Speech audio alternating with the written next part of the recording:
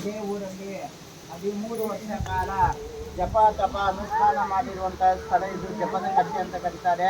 ಪೂಜ್ಯಾಯ ರಾಘವೇಂದ್ರಾಯ ಸತ್ಯಧರ್ಮ ರಥಾಯ ಚ ಬದುಕಾನ್ ಕಲ್ಪವೃಕ್ಷಾಯ ನಮತಾನ್ ಕಾಮಧೇನವೇ ಅಂತೇಳಿ ಗುರು ಸ್ತೋತ್ರವನ್ನು ರಚನೆ ಮಾಡಿದವರು ಬರೆದವರು ಮಹಾನುಭಾವರೇ ಅಪ್ಪಣ್ಣಾಚಾರ್ಯರು. ಅವರ ಜನ್ಮಸ್ಥಳ. ಅಪ್ಪಣ್ಣಾಚಾರ್ಯರ ಕೈಯಿಂದ ಪ್ರತಿಷ್ಠಾಪನೆ ಮಾಡಿರುವ ಪೂಜೆ ಮಾಡಿರುವ ಸಾಕ್ಷಾತ್ ರಾಘವೇಂದ್ರ ಸ್ವಾಮಿಗಳವರಿಗೆ ಏಕಶಿಲಾ ಬೃಂದಾವನ, ಒಂದೇ ಕಲ್ಲಲ್ಲಿ ಸ್ಥಾಪನೆ ಮಾಡಿರುವಂತಹ ಬೃಂದಾವನ ಇದು. ರಾಘವೇಂದ್ರ ಸ್ವಾಮಿಗಳವರು ಅಪ್ಪಣ್ಣಾಚಾರ್ಯರಿಗೆ ವಿಶೇಷವಾಗಿ ಜ್ಯೋತಿ ರೂಪದಿಂದ ದರ್ಶನ ಕೊಟ್ಟಿರುವಂತಹ ಸ್ಥಳ.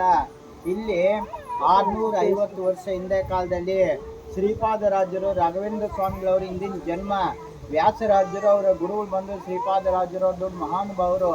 ಅವರು ಸ್ಥಾಪನೆ ಮಾಡಿರುವ ಅಲ್ಲಿ ಎದುರುಗಡೆ ಉಗ್ರ ನರಸಿಂಹ ದೇವರು ಈ ಸ್ಥಳದಲ್ಲಿ ಸ್ಥಾಪನೆ ಮಾಡಿ ಮುಳುಬಾಗಿಲು ಕೋಲಾರ ಡಿಸ್ಟಿಕಲ್ಲಿ ಬೃಂದಾವನ ಪ್ರವೇಶಕ್ಕೆ ಹೋಗಿದ್ದಾರೆ. ಅಪ್ಪಣ್ಣಾಚಾರ್ಯರು ನಿತ್ಯ ಸಂಸ್ಕೃತ ಪಾಠ ಕೊಡ್ತಾ ಇದ್ರು. ಪಾಠದ ನಂತರ ಶಿಷ್ಯಂದ್ರನ್ನ ತಮ್ಮ ಮನೆಯಲ್ಲಿ ಕಳಿಸಿದಾಗ ಭವತಿ ಭಿಕ್ಷಾಂದೇಹಿ ಅಂತೇಳಿ ಭಿಕ್ಷಾ ತಂದಂಥ ಅಕ್ಕಿಯನ್ನ ಒಂದು ಮಡಿ ವರ್ಷದಲ್ಲಿ ಗಂಟೆ ಹಾಕಿಯಿಂದ ಅಲ್ಲಿ ಗಿಡಕೊಂಬಿಟ್ಟು ಹೂವಾಗ್ತಿದ್ರು ನರಸಿಂಹದೇವರಿಗೆ. ಇಲ್ಲಿ ಎದುರುಗಡೆ ನೋಡಿ ವ್ಯಾಸರಾಜರೇ ಪೂಜೆ ಮಾಡಿರುವ ಪ್ರತಿಷ್ಠಾಪನೆ ಮಾಡಿರುವ ಹನ್ನೊಂದು ದೇವರಿಗೆ ಅಭಿಷೇಕ ಮಾಡ್ತಾ ಇದ್ರು. ಅಭಿಷೇಕ ಮಾಡಿರುವಂತಹ ತೀರ್ಥವನ್ನ ಆ ಅಕ್ಕಿಗೆ ಪ್ರೋಕ್ಷಣೆ ಮಾಡಿದಾಗ ಬೆಂಕಿ ಇಲ್ಲಾಗಿ ಅನ್ನ ಆಗೋದಾಗ್ತಾನೆ. ಊರ ಹೆಸರು ಹಳೆ ಕಾಲದ ಹೆಸರು ಭಿಕ್ಷಾಲಯ. ಈಗ ಎಳೆ ಭಿಕ್ಷಾಲಿ ಅಂತಾಗಿದೆ. ಅದೇ ಪದಾರ್ಥವನ್ನ ದೇವರಿಗೆ ನಿತ್ಯ ನೈವೇದ್ಯವನ್ನ ಮಾಡಿ ಪ್ರಸಾದ ಅನ್ನದಾನ ಮಾಡಿ ತಮ್ಮ ಮನೆಗೆ ಹೋಗ್ತಾ ಇದ್ರು. ಅಪ್ಪಣ್ಣಾಚಾರ್ಯರು ಇದೇ ತುಂಗಾಭದ್ರಾ ನದಿ, ಇದೇ ನದಿ ಮೂಲಕವಾಗಿ ರಾಘವೇಂದ್ರ ಸ್ವಾಮಿಗಳವರು ಸ್ತೋತ್ರ ಹೇಳ್ಕೊಂಡು ಹೋಗ್ತಾರೆ.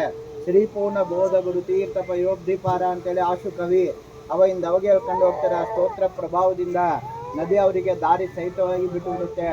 ಆ ಜಾಗ ಬಂದು ಇದೇ ಊರು, ಇದೇ ಸ್ಥಳ.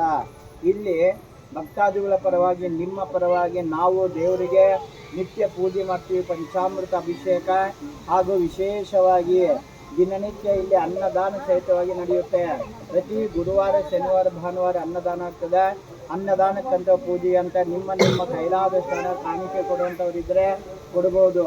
108 ರೂಪಾಯಿ ಕೊಟ್ಟರೆ ಅದು ಒಂದು ದಿನ ಪಂಚಾಮೃತ ಅಭಿಷೇಕ ಪೂಜೆ ಆಗುತ್ತೆ. ಅದೇ 208